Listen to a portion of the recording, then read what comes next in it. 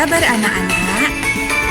Hari ini kita akan belajar pembelajaran tematik kelas 5, tema 5, subtema 1, muatan IPS. Adapun materi yang akan kita bahas pada pertemuan kali ini adalah 1. Letak geografis Indonesia. 2. Penampakan alam pada peta. Nah, sekarang kita bahas letak geografis. Apa itu letak geografis? Letak geografis adalah letak suatu negara atau wilayah berdasarkan kenyataan di permukaan bumi. Nah, setiap negara memiliki letak geografis yang berbeda-beda. Begitupun dengan Indonesia. Nah, letak geografis Indonesia berbeda dengan negara lain. Nah, letak geografis Indonesia. Kira-kira anak-anak tahu nggak bagaimana letak geografis Indonesia? Yuk kita bahas letak geografis Indonesia. Nah, Indonesia itu terletak di antara dua benua, yaitu benua Asia dan benua Australia. Yang kedua, Indonesia itu terletak atau dikelilingi dua samudra, yaitu Samudra Pasifik dan Samudra Hindia. Nah, kalian bisa lihat di sini ada peta Indonesia yang diapit oleh dua benua dan dua samudra. Nah, itu adalah benua Asia. Yang bawah benua Australia. Yang sebelah kanan Samudra Pasifik. Dan satunya Samudra Hindia. Nah, kalian cermati baik-baik ya anak-anak. Oke, kita lanjut membahas tentang unsur-unsur peta.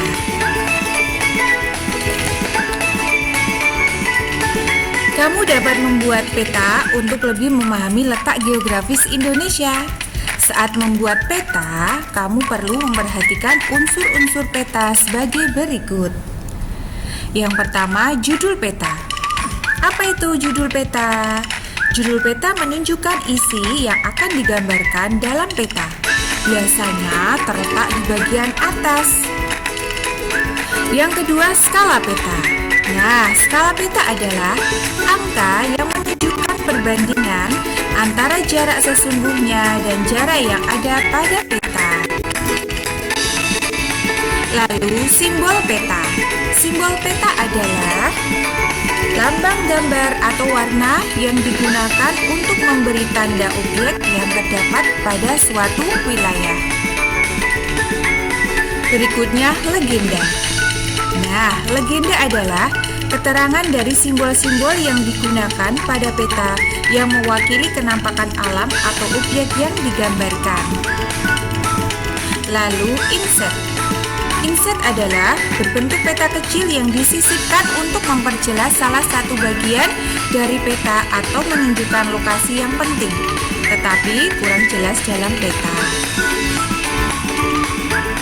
Kemudian garis astronomis. Garis astronomis adalah garis khayal di permukaan bumi yang terdiri dari garis lintang atau mendatar dan garis bujur atau tegak. Nah, garis astronomis berguna untuk mengetahui posisi suatu objek pada peta utama. Sekarang ada garis tepi. Nah, apa itu garis tepi? Garis tepi adalah garis yang digunakan untuk membatasi ruang peta. Biasanya berbentuk segi empat. Lalu ada petunjuk atau arah mata angin. Petunjuk arah. Petunjuk arah atau arah mata angin berfungsi sebagai penunjuk arah mata angin, yaitu utara, timur laut, timur, tenggara, selatan, barat daya, barat dan barat-barat, dan barat laut. Nah, untuk menghafalkan mata angin atau arah mata angin, kita bisa menyanyikan nama-nama mata angin. Yuk kita nyanyikan bersama ya anak-anak. Timur, tenggara, selatan, barat, daya, barat, barat, laut, utara, timur, laut. Nah, mungkin kalian sudah hafal. Yuk kita lanjut pembahasan berikutnya. Sekarang kita membahas tentang penampakan alam.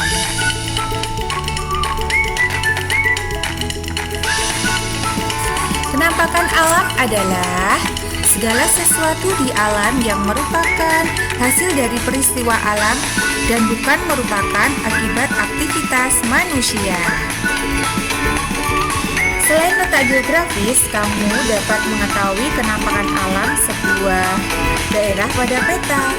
Nah, dengan mengetahui penampakan alamnya, kamu dapat menentukan potensi sumber daya alam yang tersedia dan mata pencarian penduduk di sekitarnya.